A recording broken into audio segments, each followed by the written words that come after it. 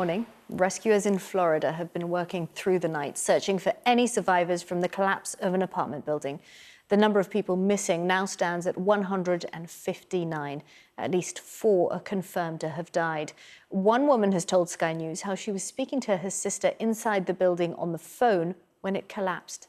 Our US correspondent Martha Kellner sent this report on the rescue effort and the growing demand for answers from the town of Surfside near Miami. Ashley has come to the beach to be closer to the little sister she fears is lost forever. Cassie Stratton lived on the 4th floor of the Champlain Towers South. This is what remains. She was on the phone with her husband and then it was like, honey, the pool's caving in. The pool's sinking in, and he's like, what are you talking about? And she said, the pool, it's sinking in the ground. The ground is shaking. Everything's shaking. And then she screamed a death-curdling scream, and the phone hung up, and we've never been able to find her ever again. I gotta be realistic. My sister's dead. They've never experienced anything like this in Florida. Building collapses of this nature simply don't happen here. Rescuers faced with an almost unsurmountable challenge, sifting through debris with buckets. They're using microphones to listen for noise, any hint that someone could still be alive in this wreck of concrete and twisted metal. So far, the death toll is 4.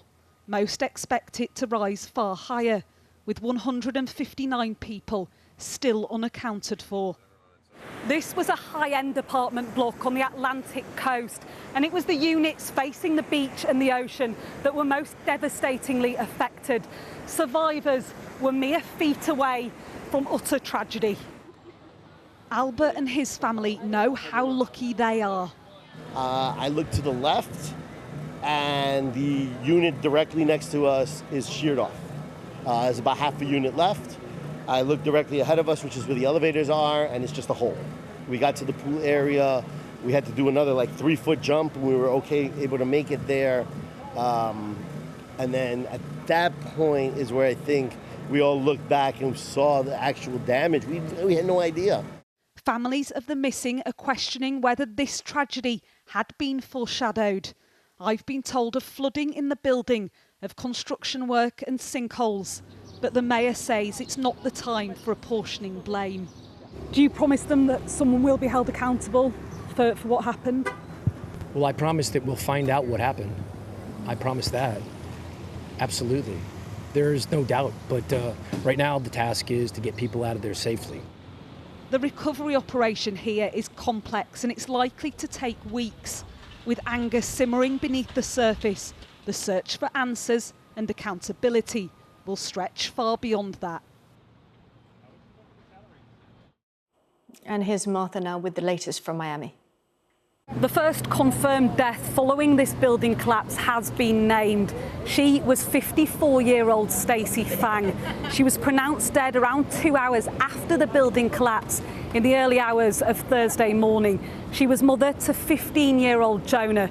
Jonah was also pulled from this wreckage by early responders. Footage of him being carried to safety by a firefighter has now been viewed around the world. Also, the first lawsuit concerning this building collapse has now been filed. It's seeking $5 million in damages from the Champlain Towers South Condo Association. The suit claims that the collapse occurred due to the inadequate protection of both the safety of residents and visitors to that building. You can probably see behind me there's smoke billowing out of the existing part of the structure of that building. There are fears that that may not be safe, and so rescuers are going in knowing that they're taking risks by continuing this search operation. The smell of smoke is acrid, it's hanging in the air, and fears that there may not be any survivors left are mounting. The former police officer Derek Chauvin has been jailed for 22.5 years for murdering George Floyd in Minneapolis last year. Our US correspondent Greg Milam sent this report from Minneapolis. Well, I ask about him all the time. The face and the voice of Gianna Floyd filling a courtroom, telling the world of a life now without her father. Do you wish that he was still here with us? Yeah, but he is. Through his spirit? Yes. Yes. And when you see your daddy again one day, what do you want to do when you see him? I want to play with him. Listening to her in court, Derek Chauvin, the man who murdered her father and who knew he was facing decades in prison. He heard from others who'd known George Floyd, the man taken from them, killed by then-officer Chauvin's knee on his neck for more than 9 minutes. A murder that sparked protest around the world and calls for a reckoning in America. I wanted to know from the man himself, why? What were you thinking? What was going through your head?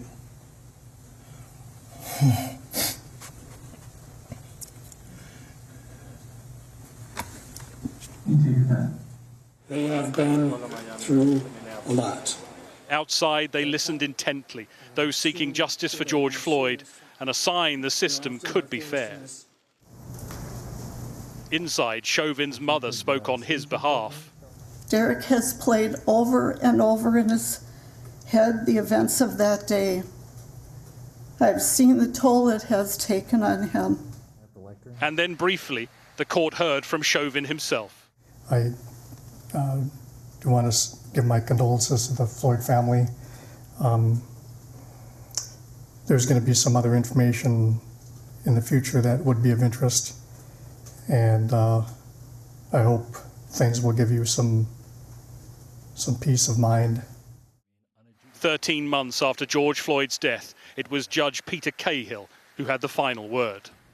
As sentenced for count 1, the court commits you to the custody of the Commissioner of Corrections for a period of 270 months. That's 270.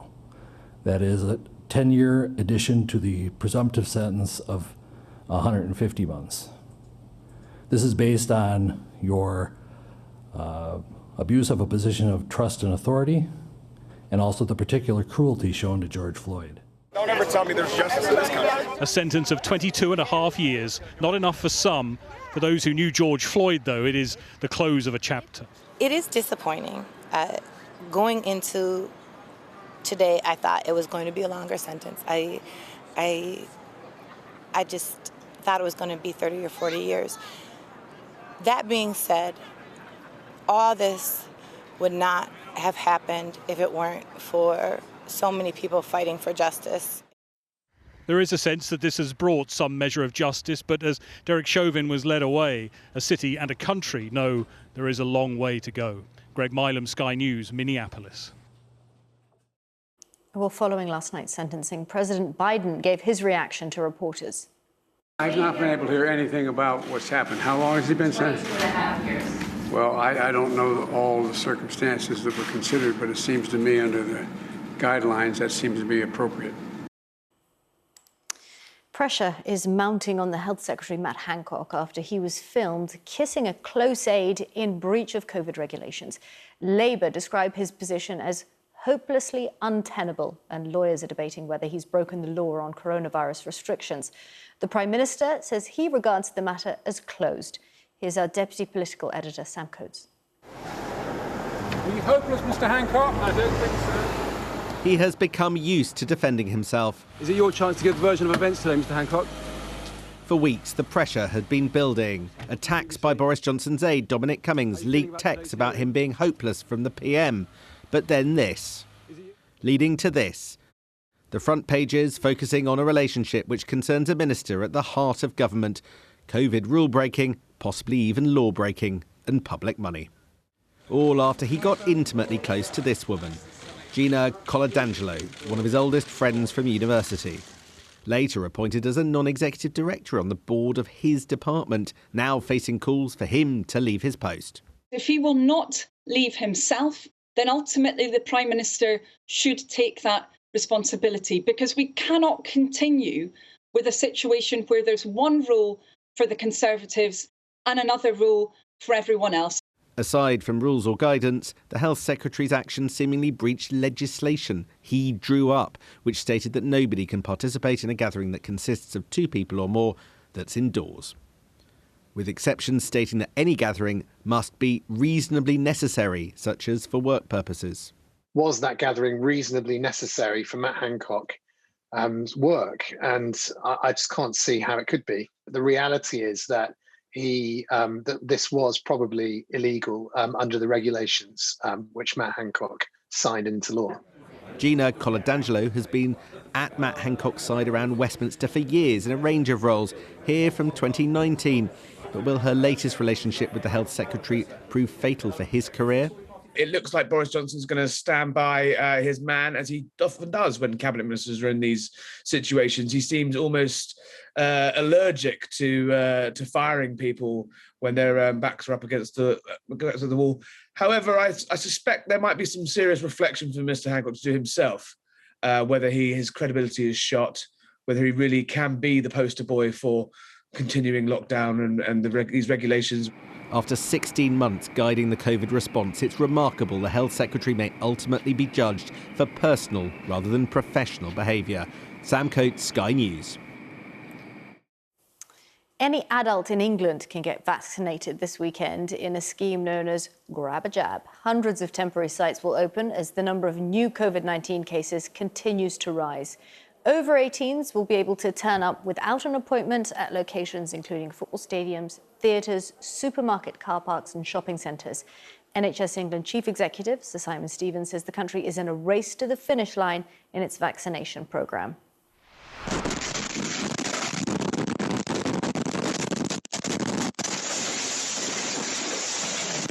Homes were damaged and walls blown over after what is believed to be a tornado struck in East London last night. As you can see there, footage showing bins and debris being blown across roads and drives, embarking.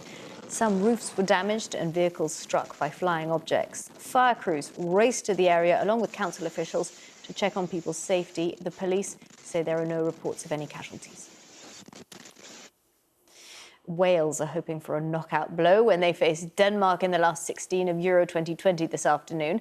After finishing second in their group, confidence is high, although coronavirus restrictions mean very few Welsh fans will be in Amsterdam to cheer on the team. But at home, bars are fully booked and millions are expected to watch on TV. Sky's Dan Whitehead reports. Well done. Yeah, yeah! The next generation of Welsh footballers may well be amongst these kids in Cardiff. They're training in Whitchurch, the home suburb of Welsh captain Gareth Bale. All will be watching later as the Real Madrid star leads out the nation's team. I'm feeling very excited and really happy and very good that they're playing. Any nerves? Are you nervous? Yeah, I'm a bit nervous because I don't know who's going to win and really excited. And why is that? Why are you excited? It'll be a tough game, but I think Wales could win it, just about. Wales reached the semi-finals in the 2016 tournament and will be hoping for similar success. David Adams trained some of the current players. I think we've got a really good chance. I think you always back the underdogs, and Wales have always been the small nation, the underdogs, and always competed fantastically well in the last 2 European Championships. So I think there's no fear in the players. The one I work with, like Joe Roden and Dan James and Conor Roberts, there's no fear in young players these days. They've all played on high stages, they've all played at big clubs. The First Minister of Wales is urging people to enjoy today's match from home, but bars are braced for a bumper day. This afternoon it will be pub gardens like this one, packed with fans hoping for victory. COVID-19 means they can't travel to Amsterdam to support their team, but there is at least one Welsh fan who will be there in person. Robert Way from Caerphilly has lived in Holland for the last 10 years and told us he was always going to support his home nation.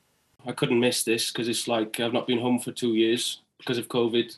So I just wanted to be around Welsh people, to be honest. So when I found out that it was like cancelled basically for Welsh people, I was gutted. Then it's even more important, I think, to go to scream the anthem as hard as I can and to support the team. 1, 2, 3, yay! There is little doubt that big tournaments like the Euros provide real inspiration for these young players. Or maybe you'll be the next star player.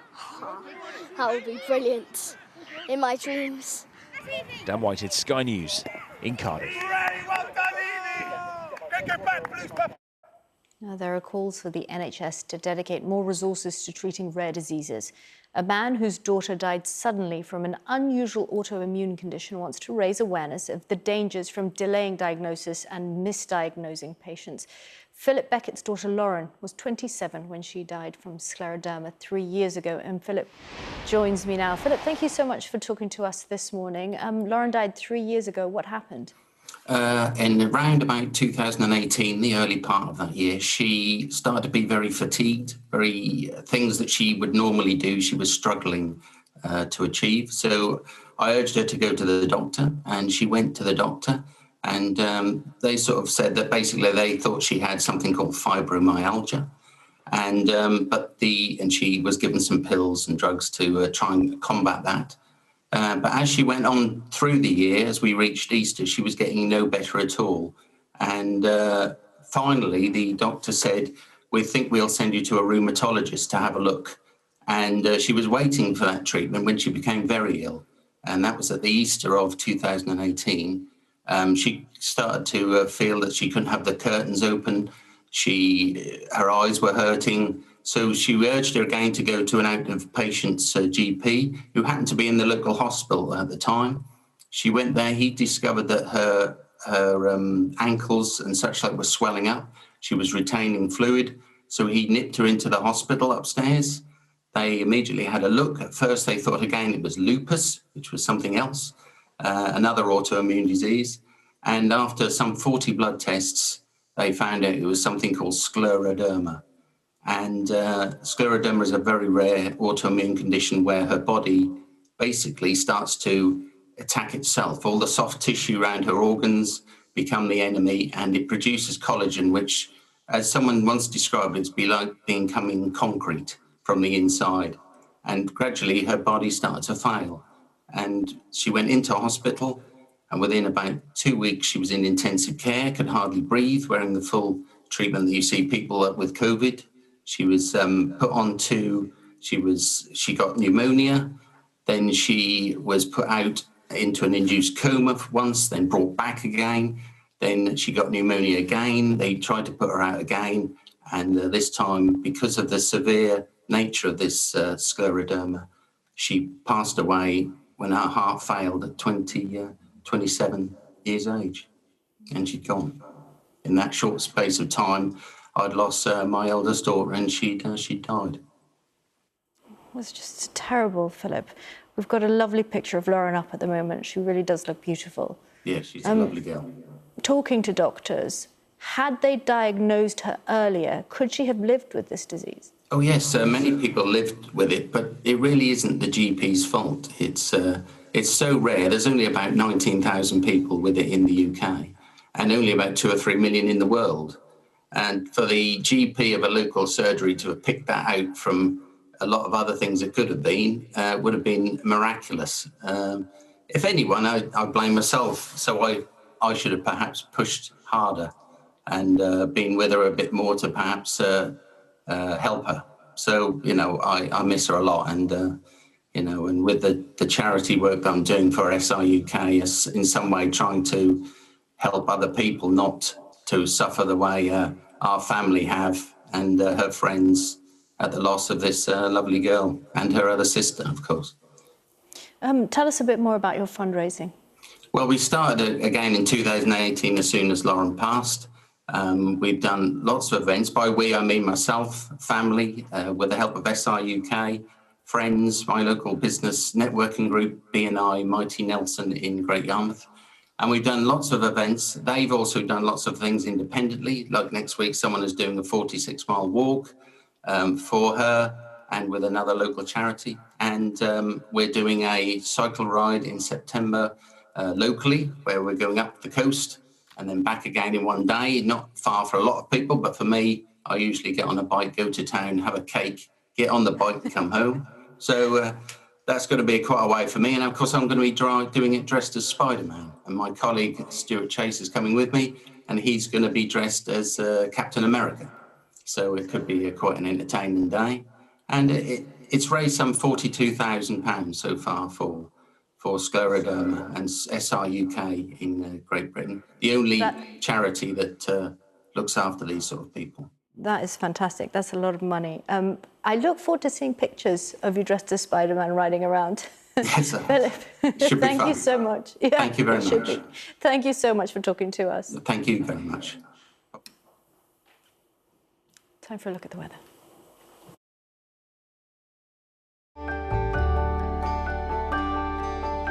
Look forward to brighter skies. The weather, sponsored by Qatar Airways.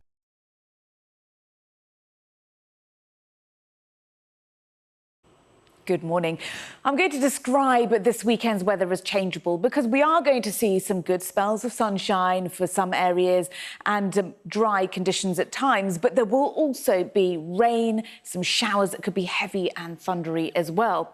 In fact, for this morning, we are seeing some showers currently scattered across parts of Wales, the Midlands, towards parts of the southwest. It's also rather cloudy elsewhere, with some patchy light rain and drizzle across the southeast of Scotland and the northeast of England. And there are patches of mist and fog down towards the southeast of England too.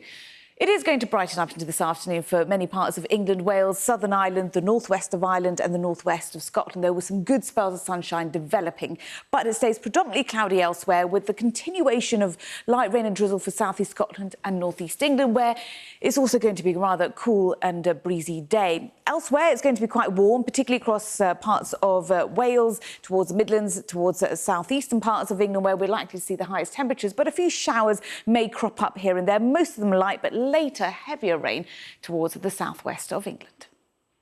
The weather, sponsored by Qatar Airways. Puffins are one of the most distinct birds in Britain, but they're becoming an increasingly rare sight. A combination of factors, including overfishing and climate change, has put them at even greater risk. Our Scotland correspondent James Matthews reports.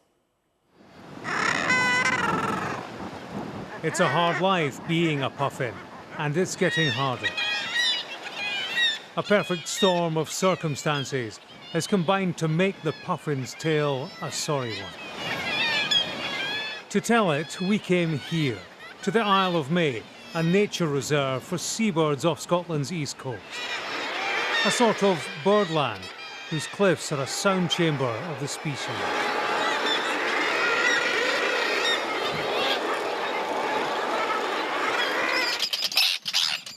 Coming ashore on the Isle of May involves walking the gauntlet of terns in attack. A Hitchcock introduction to a cliffhanger, literally. The puffin colony that clings to the rocks here numbers 80,000. There is a number because there is a man whose job it is to count them. There is a puffin chick. Young and old, they're monitored by David Steele. He knows puffins and the threat to the species. It's its parent.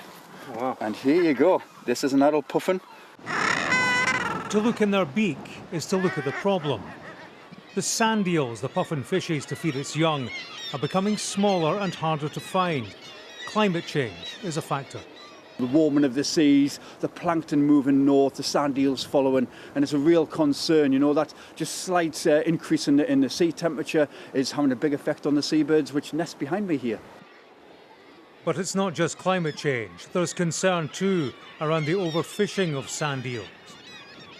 For more than 20 years, there have been restrictions on fishing sand eels off the east coast of Scotland and the northeast coast of England. The question being asked now is whether that fishing no-go area should be extended. Because while UK fishermen can't fish for sand eels, agreements with the EU mean that Scandinavian boats can, and they do intensively. They use them for pig feed. We're running out of time to save seabirds and a host of other wildlife that are in critical decline.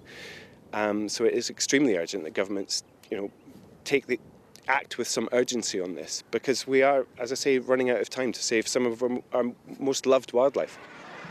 Much of it comes down to ongoing negotiation and the politics of Brexit. For the puffin, it's the politics of survival as a species. James Matthews, Sky News. on the Isle of May.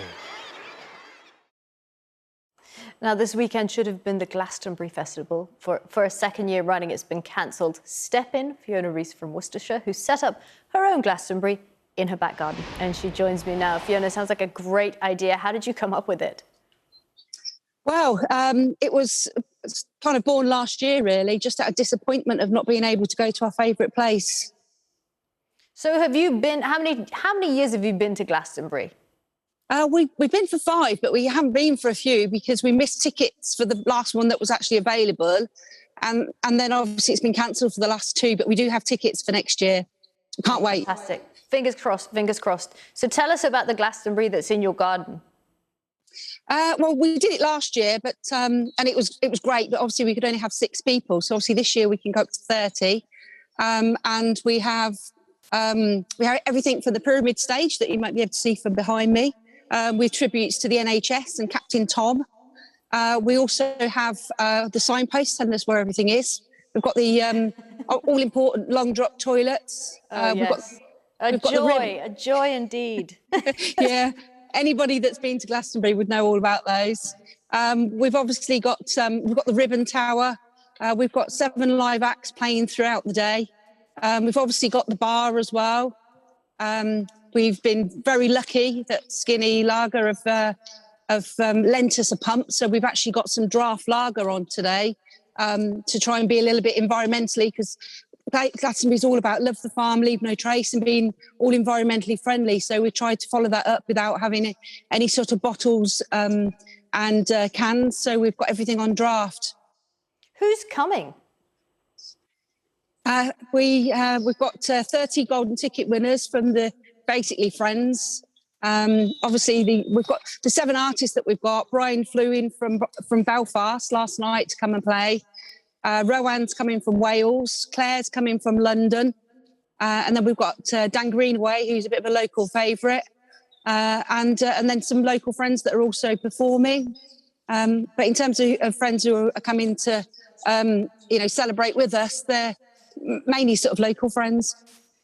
The question, I suppose, is, are you actually going to use your tickets next year, or are you going to celebrate Glastonbury again and not bother with the actual festival?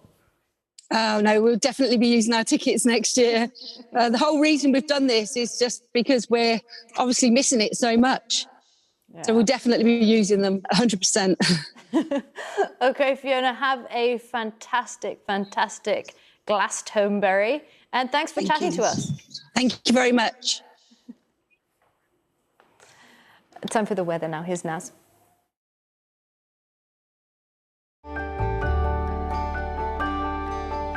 Look forward to brighter skies. The weather, sponsored by Qatar Airways. Good morning. The best way to describe this weekend's weather is changeable, because we are going to see largely fine and dry conditions with bright or sunny spells. But at times, in some spots, there will be some rain, there will be some showers and some thundery downpours as well, particularly across southern areas for tomorrow and into the start of the new week, in fact. This morning, there's showers across parts of the west of England and Wales. There's also patchy light rain and drizzle for the southeast of Scotland and northeast England. Elsewhere, it's essentially a dry start to the day, but it's rather cloudy, murky down towards parts of the southeast of England too. It brightens up into this afternoon, though. But there will be some light showers likely anywhere across England and Wales, but most particularly across parts of Wales, the Midlands, perhaps towards the southeast. And in fact, later, an area of rain will spread towards the southwest of England, where there is a risk of some heavy downpours. Also, patchy light rain and drizzle continues across the cloudy southeast of Scotland and the northeast of England. It's going to be a rather cool day there. Cool for many northern areas, but warm further south and bright. The weather, sponsored by Qatar Airways. Right, time to look at the papers again. Badisha and Dawn are here with us. Thanks a lot. Welcome back. Badisha, you're going to kick off this hour. The Guardian, page 20, food shortages. I mean, this is not like we're not going to have any food, but there will be some shortages, they're saying. Why is that? Well, it's an interesting warning. So a great conglomerate of very major players in the food, drink and beverages and hospitality industry have written to Boris Johnson saying that there might indeed be empty shelves on the supermarkets across this summer. This is because of a massive post-Brexit and post-COVID shortage of hauliers, warehouse workers, and fruit pickers. Now, they're pointing out that with some things that we take for granted, for example, fruits, they need to be picked every day. We have the grain harvest coming up, the things that we never think about when we take for granted that, of course, there'll be bread and fruits and veg on the supermarket shelves. They're desperately asking the government for a reprise of an endangered occupation visa. So essentially a sort of emergency work permit, emergency visa to somehow fill in the shortfall. They've also pointed out that usually HGV drivers are very, very well occupied, and now all the major firms have got vacancies listed. So there is a real shortage of these jobs being filled and of people being brought in, because it's a very international network, of course.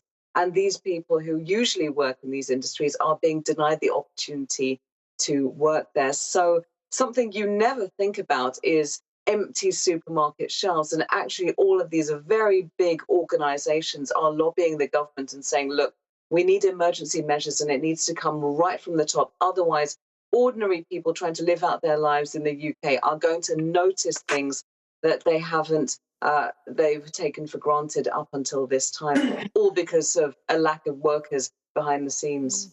It's interesting, isn't it? Because for how long now has the hospitality sector been saying they just don't have enough people to fill the jobs, and for the same reasons they've given there. Dawn, just a terrible, terrible story. What's going on? This Miami building, I mean, the question is why? This is the Sun, page 29 you've picked out. Yeah, quite, Kimberly. This is the Sun. It's quite way back in the paper, but obviously with everything else going on. It's, as you quite rightly say, it's the horrific story, Kimberly, of the 12-storey tower block on Miami Beach that collapsed. I think it was on Thursday now. There's a frantic search going on for 159 people missing still. 4 are confirmed dead. The Sun have found that there is a Brit missing as well, a lovely lady called Bhavana Patel, her husband, and their little girl who's only 1. And Bhavana was pregnant as well. She's 4 months pregnant. They moved out there for a new life. She's a dual citizenship, American and Brit. And they are missing. And obviously their family and their friends are desperately worried, as indeed is anyone who has any loved ones involved in this. People are still trying to get to the bottom of what actually happened, Kimberly, but it seems that, like a lot of Miami Beach, the building was built on reclaimed wetlands, and evidently it has been sinking for a good few years now, and it was due to have another safety check in the next few months. Sadly, obviously, it just literally collapsed in on itself like a pack of cards. It's absolutely horrific, and you can't quite believe this is happening somewhere like Miami. But, you just hope and pray that they have already, thankfully, found one little boy alive in the rubble. So rescuers are searching, as we're speaking now, and hopefully they will find more people alive. They say they've heard knocking, but, thoughts and prayers with everyone involved in this. It's just a horrific thing to happen. Yeah, horrific. Our correspondent out there was talking to a woman who was talking to her sister on the phone, who was in the building when it collapsed. It's just too terrible to even think of. Cyclists now in the Times, page 11. Bidisha, I mean, what do I know about cyclists apart from there seems to be a lot more around where I live, but this is a bit more professional. What's this about? Well, this is exactly it, Kimberly, because it's about going from being an amateur cyclist or a beginner athlete to being a professional. So ordinarily, this is the weekend that opens up the Tour de France and other major races. It's the start of the season. And yet a host of major riders, 12 very well-known professional cyclists, including Chris Froome and Geraint Thomas, Tour de France stars themselves, have pointed out that, again, this is like my supermarket shelf story because of the fallout from COVID and Brexit. These famous stars are going to be fine, but those beginning stages athletes who need visas and all sorts of work permits to be able to practice and compete and be part of the industry, because of cycling, of course, is a major sport with a lot of money behind it. They won't be able to step out those early years of their career. So they haven't written to Boris Johnson as the food and drink people did. They've written to Oliver Dowden, Minister in charge of culture, media and sport, saying, please look at this network again. We're going to lose a lot of talent. Not us, we're famous, we're going to be fine. but all of these early stars who need to make their names and compete and really rise up the rankings by participating in great international endeavours like the Tour de France, they're not going to have the chance to compete and be a part of this international sport. So lots of different industries are now basically coming out of this last 5-year period, pandemic plus Brexit plus all the rest of it, and saying, where are we at? And so I don't think this is the first or the last of these industry-based letters of protest that we're seeing. It's interesting. You never really think about work permits and things like that, logistics when it comes to athletes, do you? Dawn, I don't have a ticket booked. Do you guys have a ticket booked? Ill-prepared, but demand up 3,000%. This is the Daily Mail. Absolutely. This comes obviously on the back of the government very generously adding 16 new destinations to the wonderful green list they've conjured up. And this includes the Balearic Islands, Malta, Madeira, and some Caribbean islands. And obviously, Kimberly, it's not just holiday, is it? People want to go and travel to see their families, to see loved ones. And, you know, the fact that we have not been allowed has just been so frustrating. And so many people are missing out on so many important aspects of families' lives around the world. But, you know, since these countries are now added to the green list, as you say, 3,000% demand on airlines, tickets, flights to these places. And, you know, the airlines putting on extra flights, and it's fantastic news. But, and there's always a but, isn't there, with these stories, these countries that have just been added to the green list could actually be taken off the green list at any given moment within literally 24 hours notice, not even that. And it's very interesting that Grant Shapps, the Transport Secretary, has actually refused to say whether he would book a holiday himself. And I think so many of us now are terrified about, well, if we get out there and then they change the rules again, can we come back? Do we come back? What do we do? How long do we isolate? It's incredibly confusing. And as for the amber list situation, no idea what's going on with that one. I mean, you know, even the government seemed confused on that one.